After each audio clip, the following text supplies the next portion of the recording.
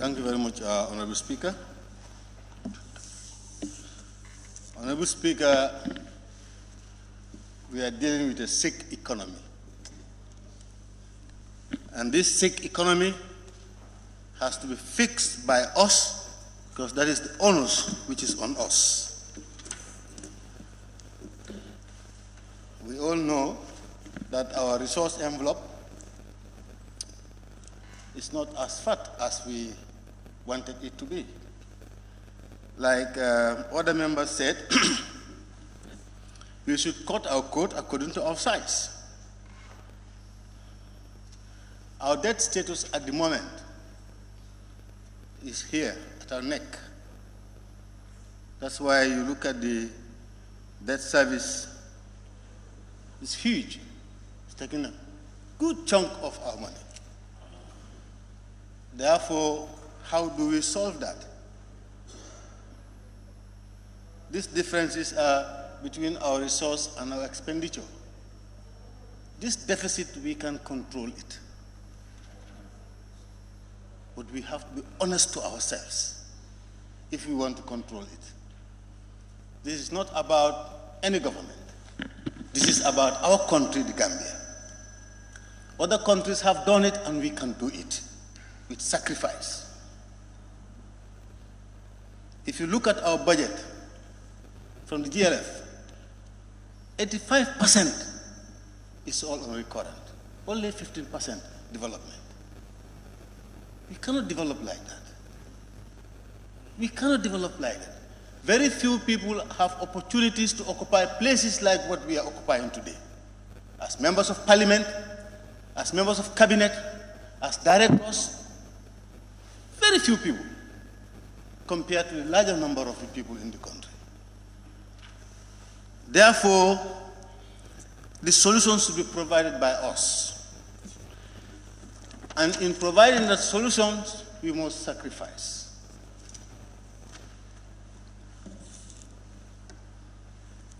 The 2023 budget has little for development. Our incomes need to be watched. We have salary increments almost year in, year out. I think we should have an embargo on that if we want to make any meaningful development in this country. But if any budget session, we want allowances to go up, we want salaries to go up, then there will be nothing for development. That means we will just be filling our pockets from taxpayers' money, and there cannot be any development because there is no resources.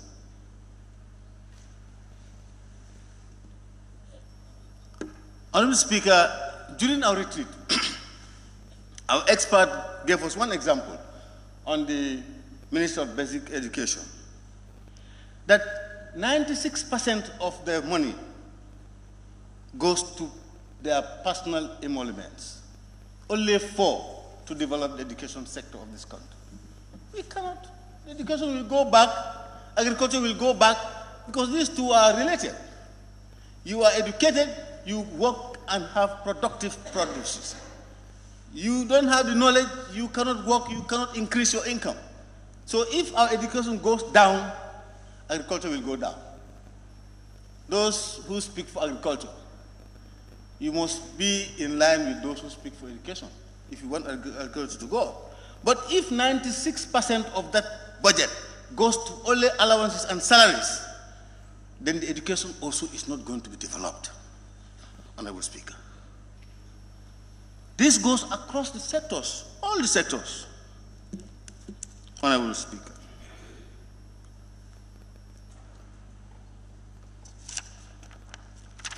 Honorable Speaker,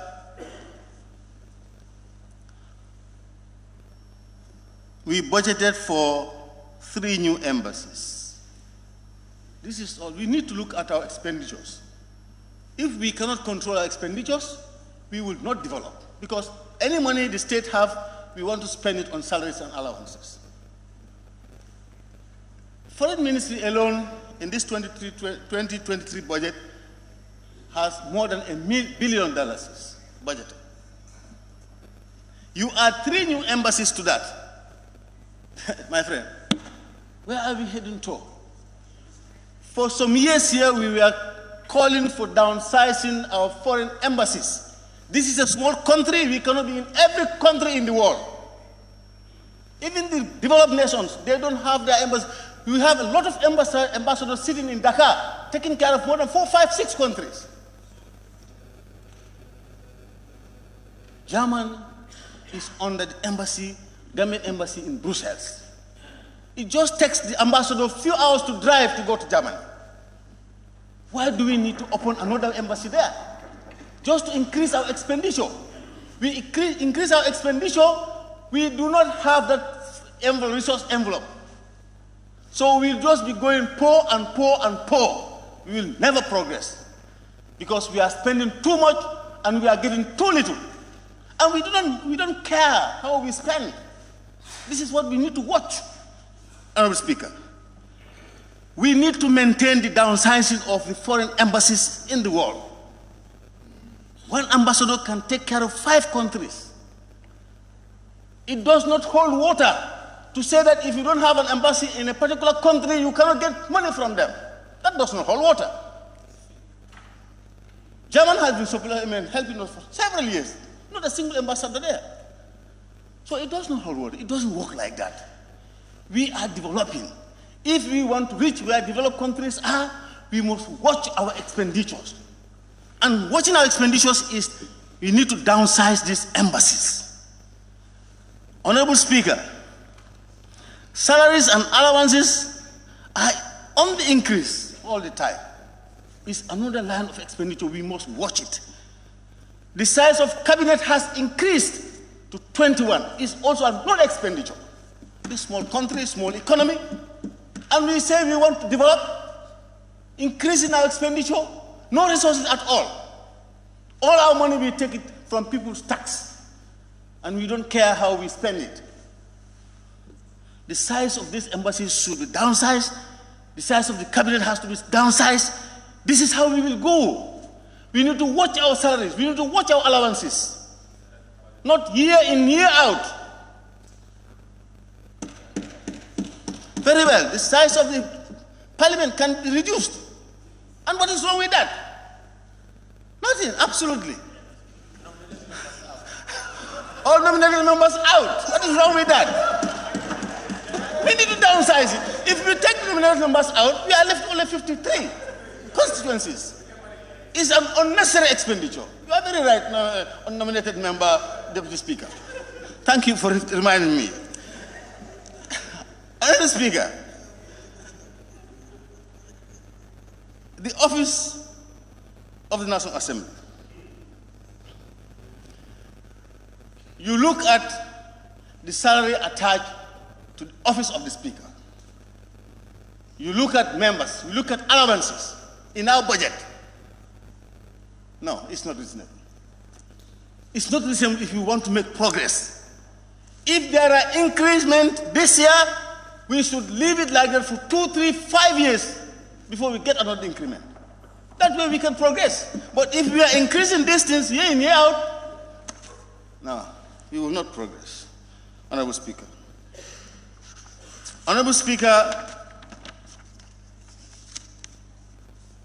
what is happening now is that the chunk of the taxpayers' money is going into the pockets of very few people for their own betterment. And the larger members of this country, population of the country, are neglected. This is the hard fact. And if you want to progress, we have to look at that.